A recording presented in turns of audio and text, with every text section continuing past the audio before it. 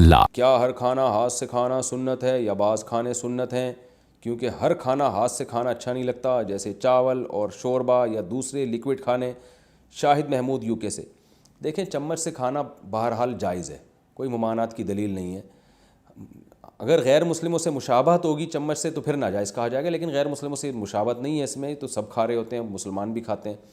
تو ہر قسم کا کھانا آپ چمچ سے، کانٹوں سے، چھری سے کھا سکتے ہیں، اس کے جائز ہونے میں کوئی شبہ نہیں۔ افضل یہ ہے کہ کھانا ہاتھ سے کھایا جائے۔ یہ نبی صلی اللہ علیہ وسلم نے چونکہ کھانے کے آداب میں سادگی کو ملحوظ رکھا ہے، جو حدیث سے میں پتہ چلتا ہے، تو سادگی کا تقاضا یہ ہے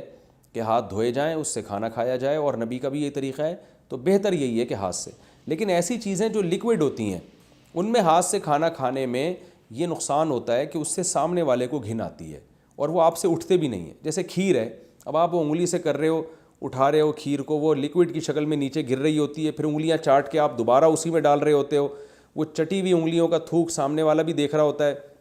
اب پتہ نہیں آپ کے دانت صاف ہیں نہیں، آپ گٹکا کھانے کے عادی ہیں، نسوار پان کے عادی ہیں آپ، تو سامنے والے کو پھر گھن آتی ہے۔ یا تو آپ اتنے اجلے بجلے ہو نا،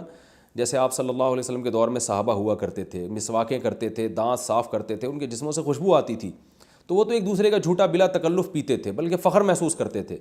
آج آپ کو پتہ نہیں ہوتا سامنے والا پتہ نہیں کون سے جرثومے لے کے منہ میں گھوم رہا ہے، دانت کبھی زندگی میں اس نے صاف کیے ہوئے، ویسے تو شادی میں جانے سے پہلے ایسے نیٹ کلین خوشبو کے اسپرے کر کے چمک رہے ہوتے ہیں، اندر سے پتہ نہیں کیسے ہوتے ہیں، یہ اللہ کو ہی پتہ ہوتا ہے، یا ان کی بیگم کو پتہ ہوگا کہ اندر سے بندے کا اندر سے منہ کا حال کیا ہے ان کا،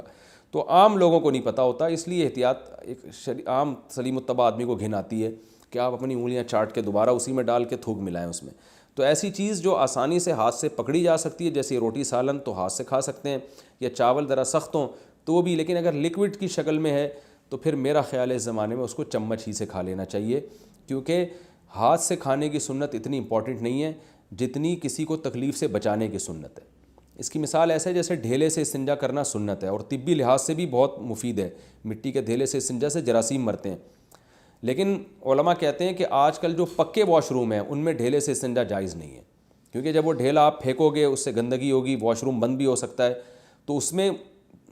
جو ہے نا انسانوں کو تکلیف ہوتی ہے، تو انسان کو تکلیف دینا یہ حرام ہے، اور ڈھیلے سے استنجا کرنا سنت ہے۔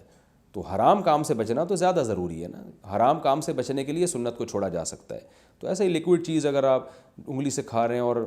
چاٹ چاٹ کے انگلیاں ڈال رہے ہیں اس میں، اور وہ گر بھی رہا ہے کپڑوں پہ بھی، تو اس میں سامنے والے کو بھی تکلیف ہے، آپ کو بھی تکلیف ہے، تو ایسی چیز کو چمچ سے کھا لینا چاہیے۔ لیکن اگر ایسی ٹھوس چیز ہے تو پھر اس کو بہتر یہی ہے کہ ہاتھ سے کھایا جائے، اور اس میں کھانے میں لذت بھی زیادہ ہے ہاتھ سے کھانے میں۔